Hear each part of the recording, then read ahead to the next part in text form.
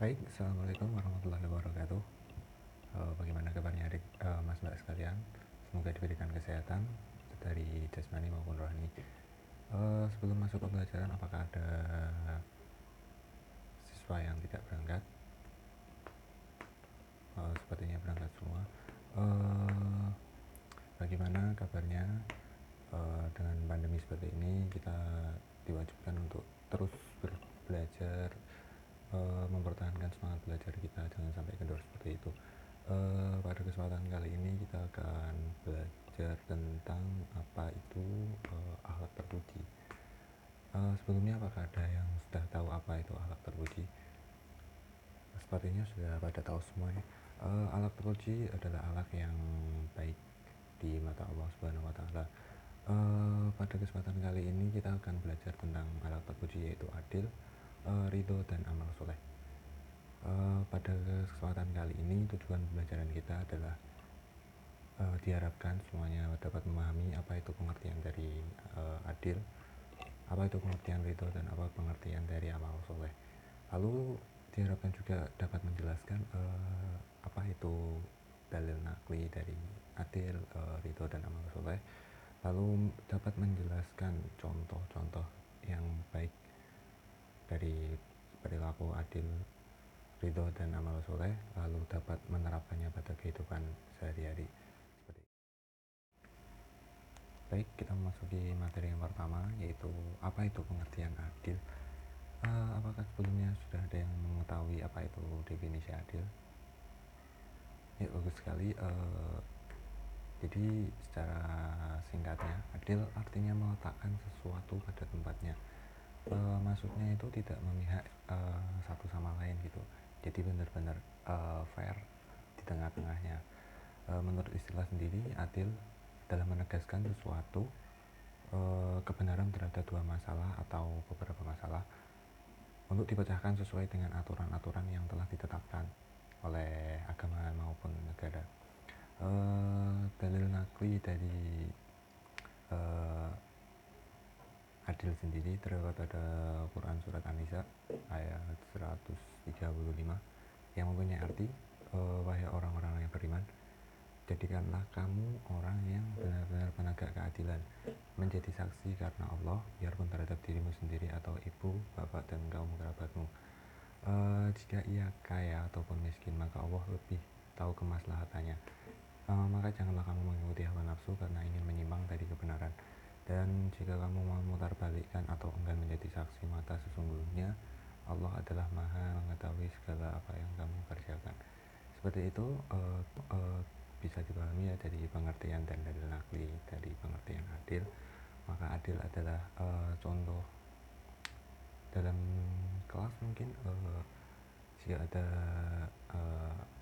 dua teman yang bertengkar, kita telusuri dulu apa masalahnya, seperti itu.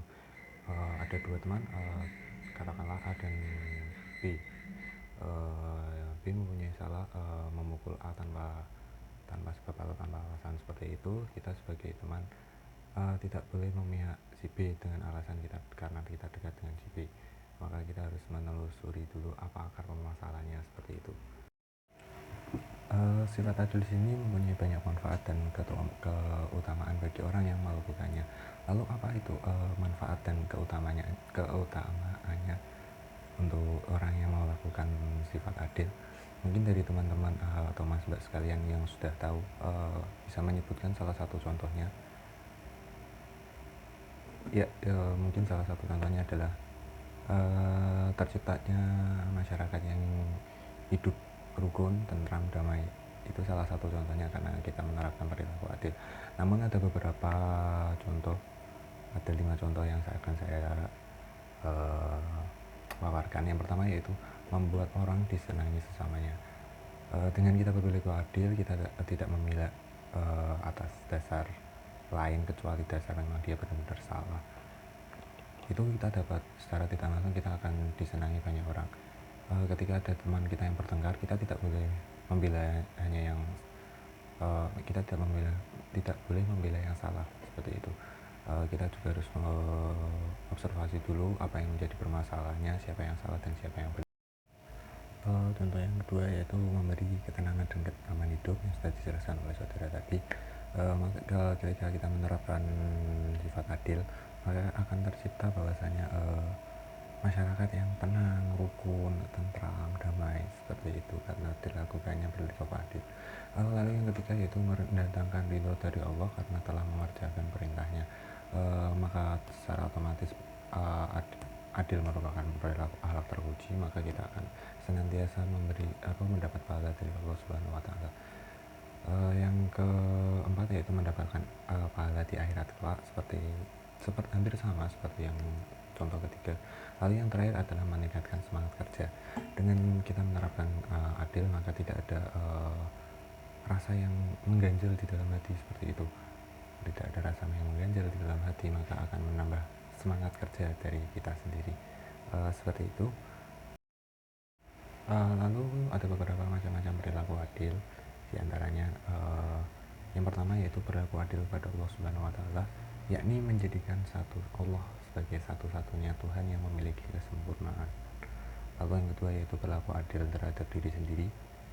Contohnya yaitu menempatkan diri pada tempat yang baik dan benar. Kita harus bisa memanage atau mengatur diri kita mana yang baik, mana yang benar, mana yang prioritas, mana yang belum menjadi prioritas, mana yang wajib dan mana yang haram, seperti itu. Yang ketiga yaitu berlaku adil terhadap orang lain, yakni menempatkan orang lain pada tempat perilaku yang sesuai, memberikan hak orang lain dengan jujur dan benar serta tidak menyakiti dan tidak merugikan orang lain, seperti itu. Yang keempat yang terakhir yaitu berlaku adil terhadap makhluk lain, yakni memperlakukan makhluk tidak hanya sama manusia, jadi sama makhluk hidup seperti hewan, tumbuhan, seperti itu, memperlakukan makhluk Allah yang lain dengan layak dan sesuai dengan syariatnya, dan menjaga kelestarian dengan merawat, menjaga kelangsungan dan tidak merusaknya. Lalu orang yang melakukan keadilan mempunyai keutamaan sebagaimana yang pertama yaitu terhadap diri sendiri dapat seimbang antara doa dengan usahanya. Percuma kita berdoa sama tidak ada usahanya, seperti itu kan, harus bisa seimbang atau balance. Yang kedua yaitu karunia dengan ibadahnya. Yang ketiga yaitu dunia dengan akhiratnya.